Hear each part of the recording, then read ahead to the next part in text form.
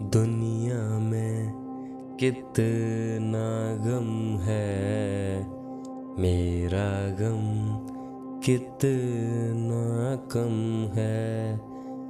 ये सब बस कहने की बातें हैं। जब जीवन में दुख आता है तो मनुष्य को अपने दुख के सिवा कुछ भी नहीं दिखाई देता, और कभी कभी उस दुख से छुटकारा पाने के लिए कई लोग आत्महत्या तक कर लेते हैं। तो दोस्तों, आज की ये कहानी सभी लोगों के लिए है, क्योंकि हर इंसान के जीवन में कभी न कभी ऐसी स्थिति ज़रूर आती है जब उसे लगता है कि अब सब कुछ खत्म हो गया और जीवन जीना अब सिर्फ एक बोझ बन चुका है। यदि आप जीवन की ऐसी स्थिति से बचना चाहते हैं तो बुद्ध के जीवन पर आधारित इस कहानी को ध्यान से सुनिए। ये कहानी आपको आपके बुरे वक्त में लड़ने की ताकत देगी। इससे पहले कि आप इस शानदार कहानी में खो जाएं, इस वीडियो को लाइक और चैनल को सब्सक्राइब जरूर कर लीजिए, ताकि ऐसी ही नॉलेजेबल वीडियोस सबसे पहले आपको मिल सके।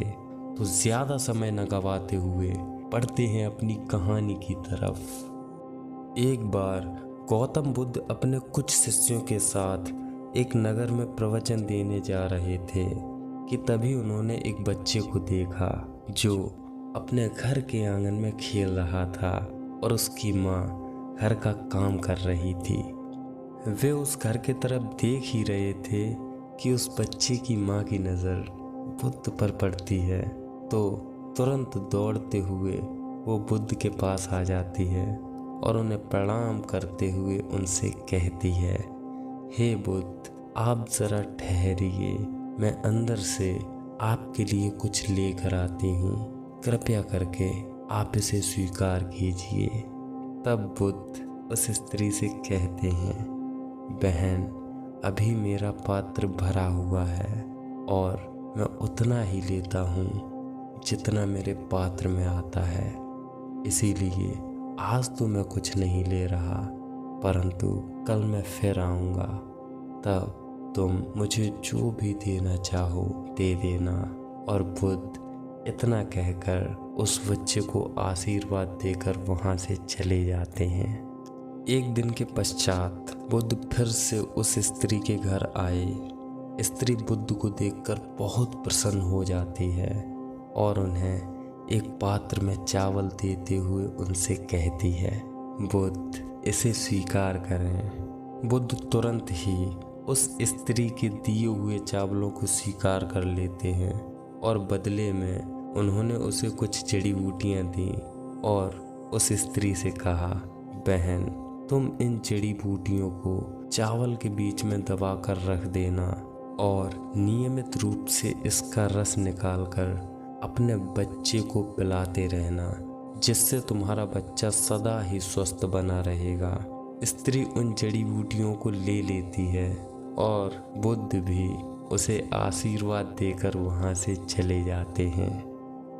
एक महीने के पश्चात भगवान बुद्ध श्रावस्ती में संसार में व्याप्त इंसानों की पीड़ा के ऊपर उपदेश दे रहे थे कि अचानक उसी सभा में एक स्त्री अपनी गोद में एक बच्चा लेकर बुद्ध के पास पहुंच जाती है और उस बच्चे को बुद्ध के चरणों में रखते हुए उनसे बोली, बुद्ध, मौत क्या है, उसकी वेदना क्या है, ये आप मुझसे पूछिए। मैं एक विधवा हूँ और मेरा एक पुत्र था जो अब इस दुनिया को छोड़कर चला गया। इतना कहकर वो फूट फूट कर रोने लगती है। थोड़ी देर हुई ही थी कि बुद्ध ने उस बच्चे को अपनी गोद में उठाया और उस स्त्री से बोले, बहन, तुम्हारा पुत्र बहुत सुंदर है। मैंने जो जड़ी बूटियाँ तुम्हें दी थीं, क्या तुमने सारी जड़ी बूटियाँ अपने बच्चे को पिलाई? वो स्त्री बुद्ध के चरणों में गिर गई और उनसे बोली, हे बुद्ध, वो जड़ी बूटियाँ तो मैंने फेंक दी थीं। मुझे लगा कि शायद ये जड़ी बूटियाँ मेरे पुत्र को हानि पहुँचा देंगी, और गांव के कुछ लोग भी आपको ढोंगी और पाखंडी बताते थे। और ऐसी बातें सुनकर मुझे आप पर विश्वास नहीं हुआ। मुझसे गलती हुई, कृपया करके मुझे क्षमा कीजिए। फिर बुद्ध ने उस स्त्री से पूछा, क्या अब तुम्हें मुझ पर विश्वास है? हाँ बुद्ध, अब मुझे आप पर पूरा विश्वास है। और वो आगे कहती है, बुद्ध, मैं अपने बेटे को ठीक कराने के लिए जगह जगह भटकी, पर किसी ने भी उसे ठीक नहीं कर पाया। तब एक व्यक्ति ने मुझसे कहा, तुम बुद्ध के पास जाओ, वे सबकी समस्या दूर करते हैं और अवश्य ही तुम्हारी भी इस समस्या को सुलझा देंगे। और उसकी बात सुनकर मैं सीधे आपके पास आ गई। बुद्ध, अब कृपया करके बस आप मेरे बेटे को ठीक कर दीजिए। बुद्ध ने बड़े ही सरल शब्दों में उस स्त्री से कहा, जैसे जीवन एक सत्य है, उसी प्रकार मृत्यु भी एक सत्य है और हमें सत्य को स्वीकार करना चाहिए। स्त्री बोली, बुद्ध, आप मेरी पीड़ा समझ नहीं रहे। मैं एक विधवा औरत हूँ और मेरा पुत्र मेरे जीने का इकलौता सहारा था, जो कि अब इस दुनिया में नहीं रहा। तो अब आप ही बताइए, अब मैं किसके सहारे जीऊँगी? बुद्ध, ज्ञान के उपदेश तो आप मुझे दीजिए ही मत। मुझे केवल मेरा पुत्र चाहिए। यदि आप मुझ पर कोई रहम करना ही चाहते हैं तो आप बस मेरे पुत्र को जीवित कर दीजिए। तो बुद्ध बोले, मैं तुम्हारे पुत्र को अवश्य जीवित करूँगा, परंतु उससे पहले तुम्हें मेरा एक काम करना पड़ेगा। तुम्हें गांव जाकर किसी एक घर से मुट्ठी भर पीली सरसों के दाने लेकर आने होंगे। स्त्री खुश होकर बोली, बस इतनी सी बात, मैं अभी लेकर आती हूँ। बुद्ध बोले, ठहरो, तुम्हें ये दाने किसी ऐसे घर से लाने हैं जहाँ कभी किसी की मृत्यु न हुई हो। बुद्ध की ये बात सुनकर वो स्त्री तुरंत ही गांव की तरफ निकल पड़ती है।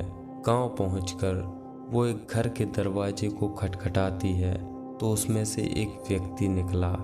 उस स्त्री ने उस व्यक्ति से कहा, कृपया करके आप मुझे मुट्ठी भर पीली सरसों के दाने दे दीजिए। वो व्यक्ति उस स्त्री की ऐसी हालत देखकर उसे मुट्ठी भर पीली सरसों के दाने दे देता है। स्त्री वहाँ से खुशी खुशी जाने लगती है कि तभी उसे बुद्ध की कही वो बात याद आ जाती है कि दाने सिर्फ उसी घर से होने चाहिए जहाँ किसी की मृत्यु न हुई हो।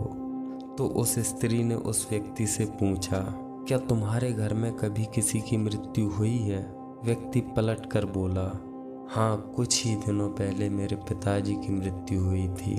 ये सुनकर वो स्त्री दाने वापस कर दूसरे घर चली जाती है और वहाँ पहुंचकर वो स्त्री दाने मांगते हुए पूछती है, क्या आपके घर में कभी किसी की मृत्यु हुई है? वहाँ भी एक व्यक्ति ने कहा कि हाँ, आज से कुछ साल पहले मेरा पूरा परिवार एक बाढ़ में बहकर खत्म हो गया और केवल मैं ही जीवित बच गया और तब से मैं अकेले ही मेरी जिंदगी का बोझ ढो रहा हूँ।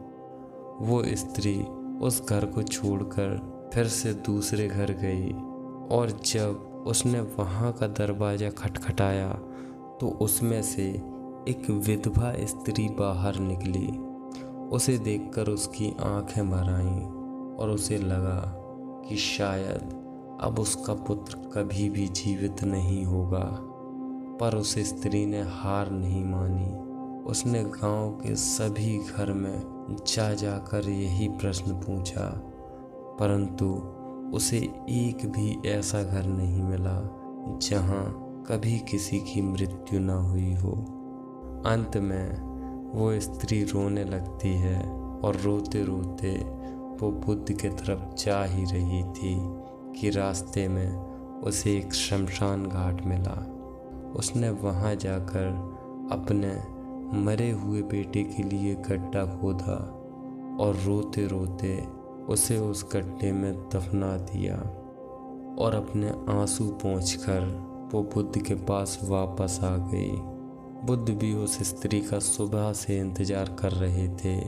वो स्त्री आते ही बुद्ध के पैरों में गिरकर रोने लगती है। उसके आंसू रुकने का नाम ही नहीं ले रहे थे, वो बस रोती ही जा रही थी। तब बुद्ध ने उसे सहारा देते हुए कहा, जिसे जीवन मिला है उसे मृत्यु भी निश्चित ही मिलेगी, चाहे वो राजा हो या रंक, ज्ञानी हो या अज्ञानी, पुरुष हो या स्त्री, युवा हो या वृद्ध, कोई भी क्यों ना हो, मृत्यु तो सभी को आनी है।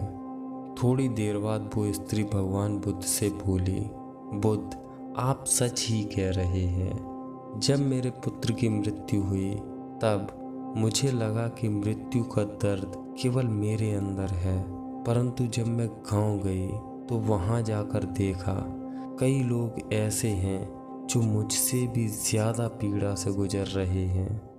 बुद्ध बोले, बहन, जब तक सृष्टि रहेगी दुख भी साथ साथ चलता रहेगा और उसका कारण है खुद मनुष्य, क्योंकि मनुष्य खुद को दूसरे मनुष्यों के साथ संबंध की रस्सी में बांध लेता है और जब तक ऐसा चलता रहेगा तब तक मनुष्य भी दुखों से घिरा रहेगा। बुद्ध आगे कहते हैं, जब तक हमारे पास कोई वस्तु रहती है तब तक हमें उसकी कोई कद्र नहीं होती, पर जैसे ही वो वस्तु हमसे दूर होती है हमें उसके ना होने का एहसास होने लगता है और हम गहरी पीड़ा में चले जाते हैं, जिससे जीवन में दुख ही दुख पैदा हो जाता है। मैं तुम्हें बताना चाहता हूँ, ये सब हमारी अज्ञानता के कारण है। हम अपने जीवन को कभी भी जागरूक होकर नहीं जीते, इसीलिए जब किसी की मृत्यु होती है तो हम रोते हैं, छटपटाते हैं, परंतु उसे समझते नहीं। जिस पर वो स्त्री पूछती है, भगवान, यदि ये सब अज्ञानता के कारण है तो हम अपने जीवन में ज्ञान कैसे लाएं और इन सब से मुक्ति कैसे पाएं? तो बुद्ध कहते हैं, यदि वास्तव में तुम्हें मुक्ति चाहिए तो तुम्हें विवेक जगाने की आवश्यकता है और शांत हुए बिना विवेक को जगाना असंभव है। बहन, मैं तुमसे बस इतना कहना चाहता हूँ, जब तुम शांत हुई तो तुम्हारा विवेक जागा और तब तुमने जाना कि मृत्यु परम सत्य है। याद रखें, जो भी आए, दुख की परछाई या सुख का आनंद, दोनों के ही बीच स्वयं को स्थिर रखें और जब तुम इस मार्ग पर चलोगे तो तुम्हारे सारे दुख पीछे छूट जाएंगे और तुम्हें सत्य की प्राप्ति होगी। और जब तुम्हारे अंदर की ये चेतना जागेगी तब तुम जान पाओगे कि जन्म और मृत्यु, मिलन और वियोग ये अलग अलग नहीं बल्कि एक ही हैं। बुद्ध की सारी बातें सुनकर वो स्त्री बुद्ध से बोली, हे बुद्ध, आज आपने मुझे जीने का एक नया रास्ता दिखाया है। अभी तक मुझे मेरे पुत्र के जाने की वजह से मेरा खुद का जीवन व्यर्थ लग रहा था, परंतु अब मुझे अपने जीवन का महत्व समझ आ गया और जो रास्ता आपने दिखाया, अब से मैं उसी रास्ते पर चलूँगी। दोस्तों, आज मैं इस चैनल को सब्सक्राइब करने के लिए नहीं कहूँगा, परंतु इस वीडियो को लाइक करने के लिए ज़रूर कहूँगा, क्योंकि बुद्ध का ये ज्ञान लोगों को दुख से निकालने में उनकी सहायता करेगा और जीवन में एक नई राह देगा। तो दोस्तों, आज के लिए बस इतना ही। मिलते हैं अगली वीडियो में। तब तक के लिए आप अपना और अपने परिवार का